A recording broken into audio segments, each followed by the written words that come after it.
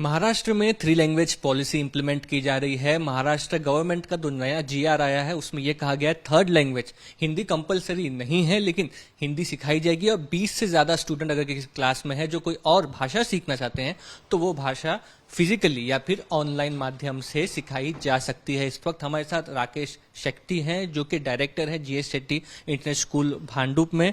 Primary स्कूलों में क्या 3 लैंग्वेजेस की जो पॉलिसी है वो इम्प्लीमेंट की जा चुकी है, Hindi as a 3rd language सिखाई जा रही है? बिल्कुल, पहले भी स्कूल्स में हिंदी सिखाई जाती थी, बट वो 5th स्टैंडर्ड के बाद सिखाई जाती थी। बिकॉज केंद्र सरकार का एक पॉलिसी आया है, महाराष्ट्र सरकार ने अभी इम्प्लीमेंट किया है, इसलिए बच्चों को 1st स्टैंडर्ड से अभी हिंदी, मराठी एंड इंग्लिश तीनों लैंग्वेज सिखाया जाएगा। क्या प्राइमरी क्लास के बच्चों के लिए, क्योंकि पहले नहीं था, मल्टीपल लैंग्वेजेस सीख पाना, अडेप्ट कर पाना आपको लगता है मुश्किल होगा? इस चीज को लेकर के पेरेंट्स की तरफ से कोई फीडबैक है? बिल्कुल मुश्किल होगा, क्योंकि जब 5th स्टैंडर्ड से था तब से वो कोप अप कर सकते हैं और ब्रेन भी बच्चों का छोटा होता है।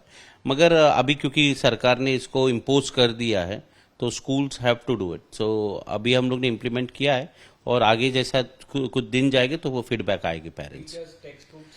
नहीं, टेक्स्ट बुक तो ऑलरेडी आ चुके हैं, क्योंकि इसका प्लानिंग मेरे को लगता है सरकार ने पहले ही कर दिया था। इसलिए अभी आप देखिए कि मराठी, हिंदी, जैसे हिंदी को इन्होंने कंपलसरी किया, नहीं तो मुंबई महाराष्ट्र में 1st लैंग्वेज इंग्लिश के बाद 1st लैंग्वेज वो लोग चूज करते थे Marathi and 2nd language was Hindi. मगर अब क्योंकि उन्होंने कहा कि हिंदी इज कंपलसरी तो सिखाना पड़ेगा।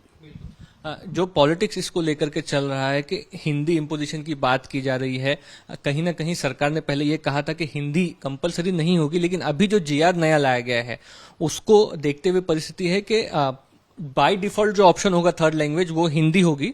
और ये भी कहा जा रहा है सरकार की तरफ से कि दिल्ली में या बाकी जगहों पे संवाद कर सके बच्चे, इसलिए हिंदी सीखना कंपलसरी है, यानी कि जरूरी है। तो मैं ये पूछना चाहता हूं, जैसे आप 3 लैंग्वेज पॉलिसी कह रहे, तो उत्तर प्रदेश, बिहार, मध्य प्रदेश, इनका 3rd लैंग्वेज क्या होगा? क्योंकि वहां पे आप इंग्लिश और हिंदी सिखा रहे, जैसे वो लोग कम्युनिकेट कर रहे, तो मेरा तो एक प्रस्ताव है केंद्र सरकार को कि आप उत्तर प्रदेश के भी लोग यहाँ पे आते हैं, नौजवान यहाँ पे नौकरी करते, तो वहाँ पे मराठी आप कंपलसरी कर दीजिए, या बंगाली कर लीजिए, या तमिल कर लीजिए। तो मुझे ये जानना है कि केंद्र सरकार का ये पॉलिसी सिर्फ महाराष्ट्र, तमिलनाडु, केरल, आंध्र प्रदेश, तेलंगाना के लिए ही है, क्योंकि गुजरात में अभी तक ये इम्प्लीमेंट नहीं हुआ है। और ये जो हिंदी, जो काउ बेल्ट हम स्टेट्स बोलते हैं, यहाँ पे 3rd लैंग्वेज क्या होगा, ये हमें केंद्र सरकार से पूछना चाहिए।